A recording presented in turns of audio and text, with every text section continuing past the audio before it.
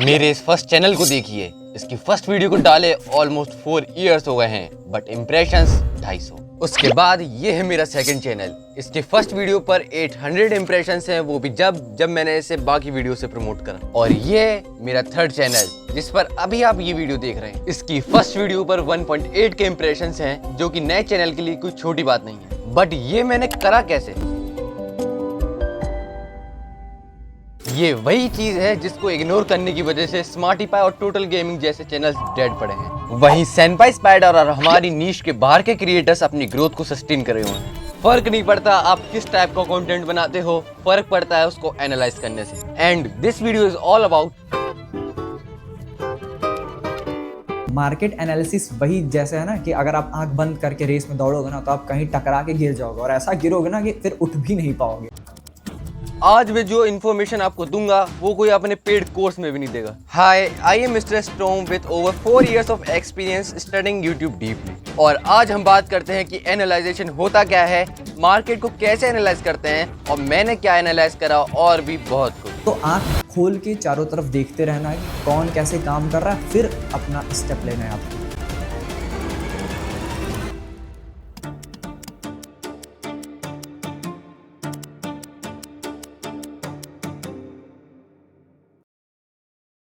इस वीडियो को हम 4 मेन पॉइंट्स में समझने वाले हैं। सबसे पहले एनालाइजेशन होता क्या है और बिग यूट्यूबर्स इसे कैसे करते हैं। दूसरे पॉइंट में हम सीखेंगे कि एनालाइज करते कैसे हैं मार्केट को और अपनी वीडियो को। उसके बाद मैंने क्या एनालाइज करा, मैंने कैसे मार्केट को देखा, कैसे अपनी वीडियो को एनालाइज करा, और एक बोनस टिप भी। एंड लास्ट और सबसे important, how you can use it as a weapon. तो सबसे पहले पॉइंट नंबर 1 की बात करते हैं, व्हाट इज एनालाइजेशन। हर नए क्रिएटर के दिमाग में यही होता है कि एक अच्छी सी वीडियो बना दो, एक अच्छा सा थंबनेल लगा दो और वीडियो पे व्यूज आ जाएंगे। मैं भी यही करता था 2023 में। 2 साल पहले एक वीडियो डाली, एडिटिंग भी अच्छी थी, थंबनेल भी अच्छा था, लेकिन फिर भी बस। ऐसा हर किसी के साथ होता है, क्योंकि हम सिर्फ वीडियो बनाना सीखते हैं, उसका पोस्टमार्टम करना नहीं। व्यूज नहीं आए तो टॉपिक चेंज कर दो, CTR कम आया तो छोड़ो, अगली बार देख लेंगे।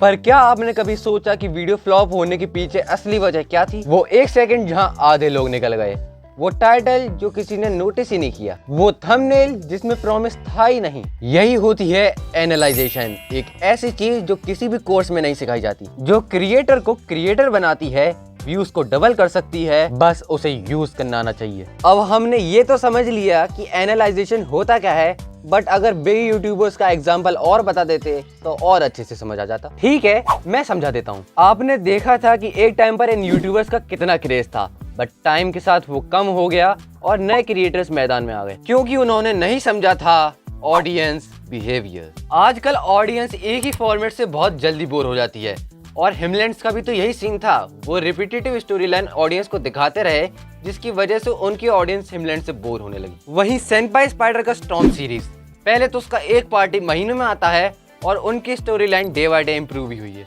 अब इसका सॉल्यूशन क्या है वो हम अगले पॉइंट में जानेंगे, पर एक चीज और है, focus on CTR, retention, AVD, tweak thumbnails and title. इसमें बिग यूट्यूबर्स सिर्फ हमारी तरह रिटेंशन ग्राफ को देखते नहीं है, उसमें कमी ढूंढते हैं। कहाँ ड्रॉप आया है, कहाँ स्पाइक आया है, कहाँ CTR बढ़ा है और कहाँ घटा है, कब और कैसे। अब तुमने समझ तो लिया कि एनालाइजेशन होता क्या है, बट अब आते हैं वीडियो के one of the most important point के ऊपर, हाउ टू एनालाइज। मैं भी पहले बस वीडियो अपलोड बटन दबाकर ये प्रे करता था कि कोई चमत्कार हो जाए, पर क्या होता था? नहीं होता। और तुम्हारे साथ भी ऐसा ही हो रहा है। नहीं, झूठ मत बोलो। इस पॉइंट में हम पहले ये जानते हैं कि तुम्हें एग्जैक्टली एनालाइज करना क्या है। तो तुम्हें 2 मेन चीजें हैं जो एनालाइज करनी है, पहले मार्केट और दूसरा अपनी वीडियो। मार्केट एनालिसिस से स्टार्ट करते हैं। मार्केट क्या है? नहीं, वो नहीं, मैं YouTube वाले मार्केट की बात कर रहा हूँ। अब जो भी मैं बताऊंगा उसको अच्छे से विजुअलाइज करना, क्योंकि मैं सारे विजुअल एलिमेंट्स स्क्रीन पे नहीं चलाने वाला। जब आप खुद से सोच के विजुअलाइज करोगे तभी आपको अच्छे से याद रहेगा। इमेजिन करो एक मार्केट है, गेमिंग मार्केट, और आप वहां पर एक बिजनेसमैन हो जो कि अपना सामान बेचता है। अब यहाँ पर जहाँ पर ये मार्केट है उसका नाम है YouTube, और जो सामान आप बेच रहे हो वो है आपका कंटेंट। और लोग आपको देख के आपकी दुकान के सामने से निकल रहे हैं, पर 2-3 लोग ही हैं जो आपकी दुकान पर रुककर सामान देख रहे हैं, और वो हो गया CTR। अब जो गिने चुने लोग आपकी दुकान पर रह गए हैं बट उनको आपका सामान पसंद नहीं आ रहा और वो भी चले जा रहे हैं और आप दुखियारी बैठे हो कि यार कुछ भी नहीं बिक रहा। तभी आप देखते हो कि एक दुकान पर बहुत भीड़ लगी हुई है और वो दुकानदार वो बेच रहा है जो इस टाइम पर ट्रेंड पर है, मतलब लोगों को पसंद आ रहा है। एक और दुकान है, उस पे भी बहुत लोग खड़े हुए हैं पर उतनी भीड़ नहीं है। आप सोचते हो कि मैं भी अपनी दुकान पर वही सामान बेचूंगा जो कि वो इंसान बेच रहा है और आप भी वही सामान ले आते हो। अब कुछ लोग आपकी दुकान पर बड़े तो हैं पर कुछ ज्यादा खास हुआ नहीं है और जब वो चीज ट्रेंड से जाती है फिर से आपका वही हाल हो जाता है। लेकिन उस बंदे की दुकान पर अब भी अच्छे खासे लोग खड़े हुए हैं। होप करता हूँ कि ये सिनेरियो मैं आपको अच्छे से समझा पाया हूँ। बहुत सारे लोग यहाँ तक आए ही नहीं पाए होंगे क्योंकि उनके अंदर इतनी कैपेसिटी नहीं है कि वो इतना ज्यादा इमेजिनेशन कर सके और यूट्यूब पे सब इमेजिन करने का ही तो खेल है। लेकिन अगर तुम यहाँ तक आए हो तो बहुत बढ़िया, तुम बहुत अच्छी इन्फॉर्मेशन ले रहे हो और कमेंट में लिख दो आई डिड इट। अब ये जितना भी सिनेरियो था उसको मैं इन 3 पॉइंट्स में समझाता हूँ। ट्रेंड स्पॉटिंग, आपकी दुकान पर कोई व्यूअर रुक नहीं रहा था तो आपने देखा कि मार्केट में क्या ट्रेंडिंग पर चल रहा है और मुझे भी वही लोगों को सर्व करना चाहिए। तो क्या ये सही है? हाँ भाई बिल्कुल सही है, तुम भी मेरे साथ रह के होशियार हो गए हो। डॉक्टर साहब तुम इतने बढ़िया इंसान क्यों हो यार? डॉक्टर गोली खाएगा बाबा बच जाएगा। मार जल्दी मार। जब भी कोई ट्रेंड आए उसे तुरंत दबोच लो। हाँ लेकिन उस ट्रेंड के टाइम पर ही बना लेना, उसके बाद मत बनाना मेरी तरह। पर यहाँ पर एक प्रॉब्लम है, हमारी दुकान पर तो उतनी भीड़ आई ही नहीं जितनी उसके पर थी। तो इसके लिए हमें समझना होगा गैप एनालिसिस। ज्यादा कुछ नहीं, बस ट्रेंड के गैप को भरना। देखो प्रॉब्लम क्या है, जैसे ही कोई ट्रेंड आता है सारे बड़े यूट्यूबर्स उस पर झपट्टा मार लेते हैं और हम रह जाते हैं। ये समस्या है। तो जब भी कोई ट्रेंड आए थोड़ा उसमें अपना मिर्ची मसाला ऐड कर दो। फॉर एग्जाम्पल अगर मेनन ट्रेंडिंग पर है तो उसको ट्विस्ट कर दो। एसएमपी ट्रेंड में है तो उसमें कुछ खतरनाक कर दो। वैसे हर एसएमपी वाला यही कहता है कि मेरी एसएमपी सबसे अलग है, तो रहने दो उसको, छोड़ो। स्टडी टॉप क्रिएटर, याद है वो दुकान जिस पर ठीक ठाक भीड़ थी? वो थे सेटल्ड यूट्यूबर। और वो सेटल कैसे हुए? बस ऐसे ही ट्रेंड को पकड़ के उस पर गैप एनालिसिस करके। ऐसा क्या है जो ऑडियंस को नहीं मिल रहा, मैं दे देता हूँ और उनकी बन जाती है पर्सनल ब्रांड, जिसके बाद लोगों का उस पर ट्रस्ट बन जाता है और कस्टमर कहीं और जानने का रिस्क नहीं लेता। इसी का सेकंड पॉइंट है योर वीडियो। इसमें सबसे पहले रिटेंशन ग्राफ देखते हैं। इंट्रो में डिप आना नॉर्मल है पर अगर ये ज्यादा है तो दिक्कत है। जैसे ये मेरा पहला वीडियो, इसके ग्राफ को देखकर मैं ये नहीं कह सकता कि ये बहुत बुरा है या फिर बहुत अच्छा। तो अब मैं इसको इम्प्रूव करने के लिए क्या करूंगा? सिंपल सी बात है, मैं इसका इंट्रो दोबारा देखूंगा और जिस तरीके का मैंने इसमें यूज करा है उसको मैं यूज नहीं करूंगा। और इस बार मैंने इसे हटाकर यूज किया अपना एग्जाम्पल देकर ऑडियंस के साथ ट्रस्ट बिल्ड करने का। और अगर ये भी काम नहीं करा तो मैं फिर से कुछ और देख लूंगा। अरे छोटू भैया, लेकिन इतने सारे तरीके हम लाएंगे कहाँ से? अरे इसका नाम सुना है क्या? CTR and AVD।